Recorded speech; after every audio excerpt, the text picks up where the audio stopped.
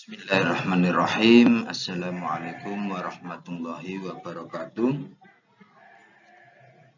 Baiklah anak-anakku sekalian yang berbahagia.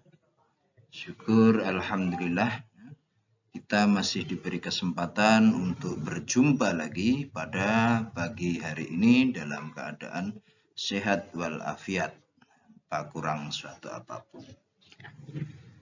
Oke, marilah kita belajar pada pagi hari ini sebagai bentuk syukur kita kepada Allah Subhanahu wa Ta'ala karena kita telah diberi kenikmatan berupa kesehatan jasmani dan rohani kita yang sehat sehingga bisa melakukan perintah Allah Subhanahu wa Ta'ala, yaitu belajar. Oke. Pada hari ini sebelum kita mulai, mari kita buka dulu pembelajaran pada pagi hari ini dengan bacaan Ummul Kitab. Semoga kita nanti diberikan manfaat oleh Allah Subhanahu wa Ta'ala, diberikan barokah kepada ilmu kita sehingga menjadi orang yang berguna bagi agama, nusa dan bangsa. Al-hadiniyah sholihah. Al-Fatihah. Bismillahirrahmanirrahim. Alhamdulillahirabbil alamin arrahmanirrahim maliki yaumiddin.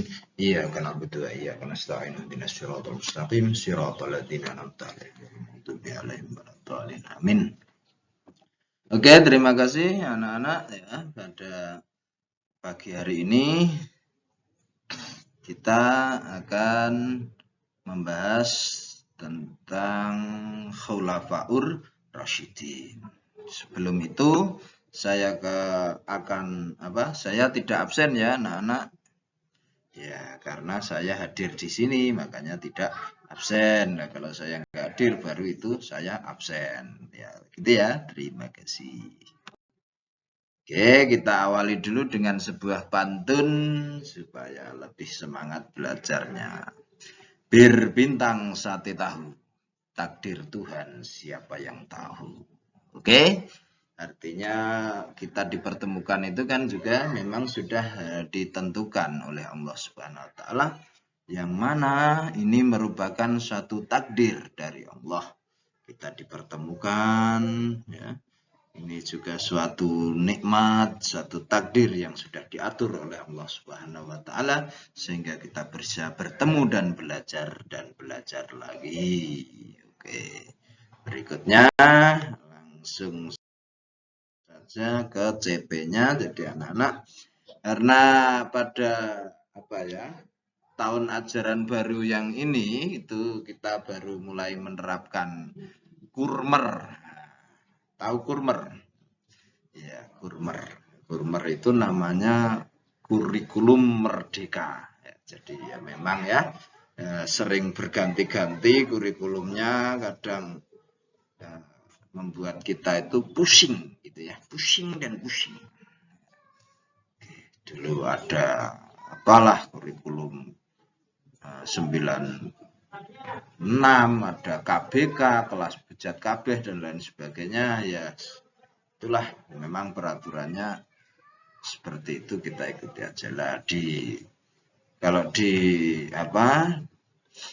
kemarin kita kenal yang namanya KIKD lah, di sini diringkas KIKD itu menjadi CP ya anak-anak. Jadi di sini kalian diharapkan mampu untuk menganalisis berbagai peristiwa penting yang terjadi pada masa Khulafaur Rasyidin sebagai inspirasi, ya, sebagai motivasi atau pendorong, sebagai penggugah jiwa kalian untuk bisa menerapkan sikap saling menghargai dan menghormati perbedaan pribadi di kehidupan masa kini dan masa depan. Kemudian itu CP-nya ya, CP.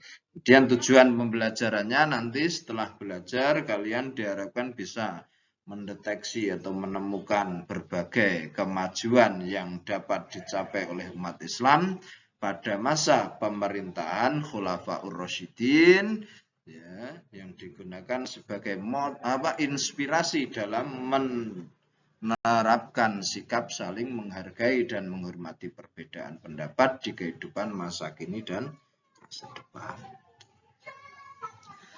Jadi tujuannya itu.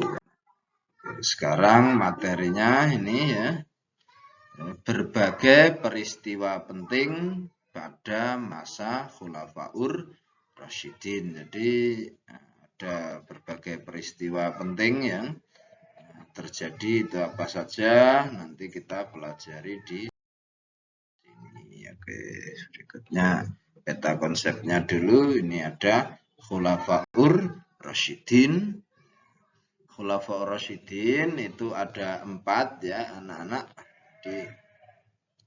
Pertama adalah Abu Bakar As-Siddiq. Kedua siapa?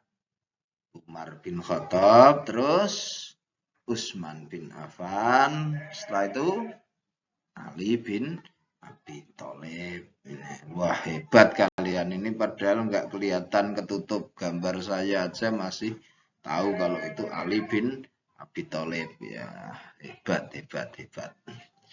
Oke, kita Abu Bakar As-Siddiq dulu. Ya, Abu Bakar As-Siddiq adalah apa? Siapa Abu Bakar As-Siddiq?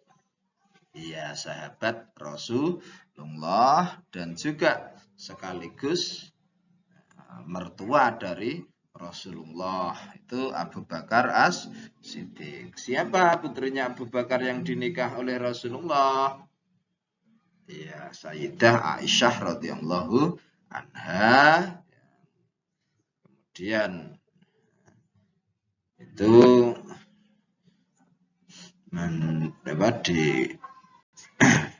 sehingga Rasulullah itu adalah sahabat sekaligus menantu Abu Bakar As-Siddiq. Oke, berikutnya Umar bin Khattab. Ada yang tahu kan Umar bin Khattab?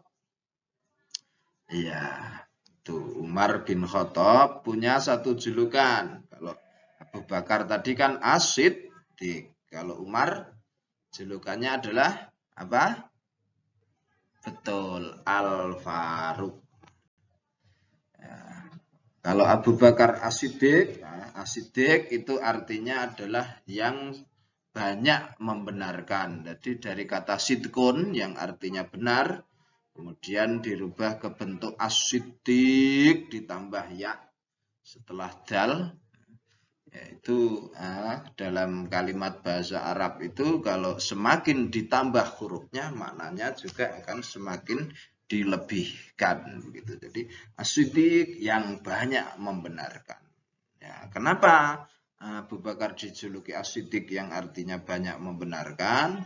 Karena beliau adalah orang yang selalu membenarkan apapun yang disampaikan oleh Rasulullah Muhammad Sallallahu Alaihi Wasallam. Apapun itu, ketika Isra Mi'raj, Rasulullah itu menceritakan kepada orang-orang, banyak yang nggak percaya, bahkan dari golongan para sahabat yang sudah masuk Islam saja itu banyak yang nggak percaya. Tapi begitu Abu Bakar As-Siddiq datang dan tahu kalau itu dari Rasulullah yang mengatakan beliaunya itu Isra Mi'raj, langsung Abu Bakar bilang, ya saya yakin itu benar, pasti itu benar. Itulah beliaunya Abu Bakar As-Siddiq. Kalau Umar dijuluki Al-Faruq, nah, Faruq itu dari kata farqun, firqah, apa? Perpecahan atau perpisahan. Ya, pinter anak-anak ya. Jadi perpisahan atau perpecahan. Kenapa? Al-Faruq itu bentuk isim fa'ilnya dari firqah tersebut yang artinya berarti orang yang memisahkan atau yang mencerai beraikan atau yang mengotak-ngotakkan. Nah, boleh. Itu memisahkan apa toh Sayyidina Umar itu? Beliau dijuluki Al-Faruq karena beliau adalah orang yang memisahkan antara yang hak dengan yang batil. Oke, berikutnya Utsman bin Affan. Mohon maaf ya anak-anak, ini saya agak cepat menjelaskannya karena waktunya ini dibatasi hanya 15 menit. Berikutnya Utsman bin Affan. Tahu ya Utsman bin Affan? Oke, yaitu khalifah 4. Nah, Utsman bin Affan ini adalah juga menantu Rasulullah. Kalau Umar bin Khattab itu dia mertua Rasulullah juga. Itu putranya yang bernama siapa? Hafsah, ya. Istrinya Rasulullah bernama Hafsah, itu adalah putri dari Umar bin Khattab. Kemudian Utsman bin Affan ini dijuluki apa? Ya, Dzunurain, betul anak-anak. Dzunurain, jadi artinya Dzunurain artinya dua orang yang mempunyai dua cahaya. Kenapa dijuluki Dzunurain? Karena Sayyidina Utsman bin Affan ini adalah orang yang menikahi dua putri Nabi. Jadi pertama Ummu Kulsum, setelah Ummu Kulsum wafat, ya, beliau nikah lagi dengan putri Rasul yang lain, yaitu siapa? Ruqayyah. Berikutnya Ali bin Abi Thalib. Nah, ini terkenal dengan keilmuannya. Ali bin Abi Thalib ini bahkan beliau yang mencetuskan ilmu tata baca Al-Quran pertama kali itu, mulai ada nahwu, itu tata bahasa itu ya di zaman Sayyidina Ali bin Abi Thalib ini. Siapa yang disuruh oleh Sayyidina Ali untuk membukukan tentang kajian-kajian literatur tentang ilmu nahwu, yaitu Abu Aswad ad-Du'ali. Berikutnya Ali bin Abi Thalib ini menantu Rasulullah, yaitu suami dari Sayyidah Fatimah Az-Zahra, yang kemudian melahirkan dua cucu Rasulullah, yaitu Sayyidina Hasan dan Husain. Ya, kemudian sampai sekarang itu kita kan sering lihat Habib itu di Indonesia. Habib ya, itu rata-rata keturunan dari Sayyidina Hasan dan juga Sayyidina Husain, itu tadi yang merupakan cucu dari Rasulullah Muhammad Sallallahu Alaihi Wasallam. Oke, berikutnya gaya kepemimpinan Khulafaur Rasyidin. Macam-macam ya teman-teman gaya kepemimpinannya itu. Ada yang kalau Sayyidina Abu Bakar itu gaya kepemimpinannya lebih ke lemah lembut tapi tegas. Itu Sayyidina Abu Bakar. Kalau Sayyidina Umar itu tegas, keras. Itu Sayyidina Umar. Pokoknya bener wani. Ya, pokoknya benar ya, sikat wae, itu Sayyidina Umar Al-Faruq tadi, atau Umar bin Khattab. Karena memang beliau biografinya atau backgroundnya dulunya itu adalah seorang preman pasar yang suka tawuran di pasar, diadu di pasar gitu, dapat hadiah sering. Itu Sayyidina Umar. Makanya Sayyidina Umar itu dulu sebelum masuk Islam, wah, orang Islam itu takut dengan Sayyidina Umar. Tapi begitu Sayyidina Umar masuk Islam, maka dibaliklah menjadi orang-orang kafir yang takut kepada beliaunya Sayyidina Umar bin Khattab. Oke, karena keterbatasan waktu ya ini untuk Sayyidina Utsman itu lebih ke istilahnya fleksibel. Kalau Sayyidina Ali tegas dan juga adil. Itu saja yang bisa saya sampaikan. Mari kita akhiri pembelajaran pada pagi hari ini dengan bacaan hamdalah bersama-sama, semoga diberi barokah dan manfaat. Alhamdulillahirabbil alamin. Akhirnya assalamualaikum warahmatullahi wabarakatuh.